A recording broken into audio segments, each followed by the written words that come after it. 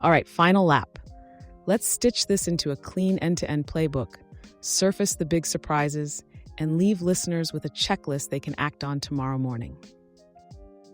End-to-end looks like this. Pick your top 1-2 question sources per domain. Run LLM-based filters. Difficulty for code, response length for math and science. Exact dedup for math science, no dedup for code. Sample 16 answers per question with fixed teacher sampling. Skip heavy answer filtering. Choose a teacher by learnability, not leaderboard. SFT, the 7-8B student with explicit think traces. Evaluate with repeated runs, standard errors, decontamination via normalized indel similarity, plus high n-gram overlap, then freeze the pipeline and scale. Translating that into business value, this is a repeatable recipe, not a moonshot. Constrain scope to 1 or 2 workflows, ship a 7-8B assistant that fits your latency and governance envelope, and use the 80-20 rule on data sources instead of chasing maximal diversity. When we did that, engineering help desk saw double-digit reductions in rework, and science support queues cleared measurably faster. On inference, the quiet hero is shortest of K. Generate a handful of candidates, pick the shortest one that yields the correct format, run unit tests, then do exactly 1 targeted repair if it fails. That setup consistently beat majority vote in code while using fewer tokens, and it's easy to explain to stakeholders. Measurement-wise, copy their discipline. Every ablation at 31.6K examples. Same hyperparameters. Report mean and standard error. Keep a held-out board set you never touch during tuning. Once you lock choices, scale to your target mix. Math heavy worked well here, roughly 70%, with code and science filling the rest. And do not cut corners on decontamination. Use 2 independent checks. Normalized indel similarity and tokenizer aligned 13-gram overlap. Tune thresholds on a manually contaminated set. The outcome here was near perfect true negative detection with very low false positives, which means your metrics actually measure generalization, not memorization. Hey, it is remarkable that what the team has done, especially with the consortium of universities, this is not just for math, code, or science problems. This can be applied for every business problem you have, where a clearly defined workflow that can leverage a specific set of questions and possible responses or answers that can be filtered and can generate multiple answers for the same set of problems. This kind of reasoning approach or building a reasoning model approach is very useful. Let's hit the headline innovations, the moves that actually move the curve up. First, 16 times multi-answer sampling per question. Answer diversity beat question diversity. It's the cheapest axis of scale and the most reliable lift. Second, fewer sources outperform more. Top 2 beats top 16 almost every time. Data curation is a subtraction game. Third, teacher selection by learnability. QWQ scale traces train the student better than a flashier teacher. Don't let benchmark peacocking mislead you. Fourth, filter by LLM signals, difficulty or response length to mine the best questions. Simple classical filters were consistently inferior here. Fifth, keep long reflective traces in training and cut them at inference. Compressing thought in training cratered performance, but inference can be frugal. Think long to learn, think short to serve. Biggest surprises. What made you say, wait, what? Answer filtering mostly didn't help when it shrank the dataset. More samples beat more rules. A weaker teacher can be the better teacher because traces are cleaner or more consistent for the student. Verification of LLM-generated unit tests for code didn't outperform a well-sampled random subset. The test generation step adds variance without a guaranteed payoff. Cross-domain transfer is real in isolation, but vanishes when you mix strong in-domain data. Bootstrapping is fine, but the final blend should be led by in-domain signal.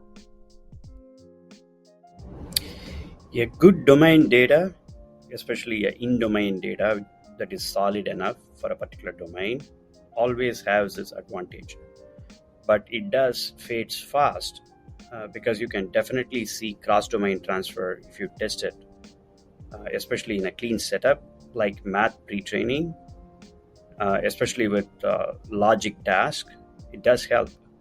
But if you bootstrap everything, at some point you will realize that what wins at the end is having a clean data that is very specific to the domain. And mixing more sources hurt. Novelty felt good, but quality concentrated in a few sources produced the wins. Quick technical drill down before we close. What are the non-negotiables for a strong evaluation posture? Consistent generation settings across runs, repeated trials with standard errors, and cached completions for long reasoning tasks. Plus, a canonical scoring harness per benchmark so you're never comparing apples to oranges. Keep a safety gate and see post-FT safety fine-tune or RLF, refusal tests on lookalike prompts, and red team suites on every candidate. Reasoning boosts utility but can drift safety, so run the guardrails continuously. For code, enforce fenced code extraction and deterministic test environments. If your extraction is flaky, your leaderboard is fiction. For leaders weighing buy versus build, when is this internal recipe preferable to an API? The build makes a lot more sense when your competitive edge depends on reasoning much more tightly coupled to proprietary data and workflows, let's say if you are in oil and gas. But in most other cases, an API is faster to market and probably cheaper to maintain. And you also get the scale with it. And updates can be carried out without carrying a lot of model infrastructure or research, or in some cases, mostly talent on your payroll to start with. And remember the compounding effect. Every month of high-quality data curation you keep is equity. Amateurs talk features, professionals talk datasets. Let's do a rapid checklist. Call it the recipe card. Pick top 2 sources per domain. LLM filter questions, difficulty, length, preserve reflective traces in training, shortest of K at inference. Multi-sample 16 times per question, exact dedupe math science, no dedupe code. Choose teacher via a controlled bake-off, not headline scores.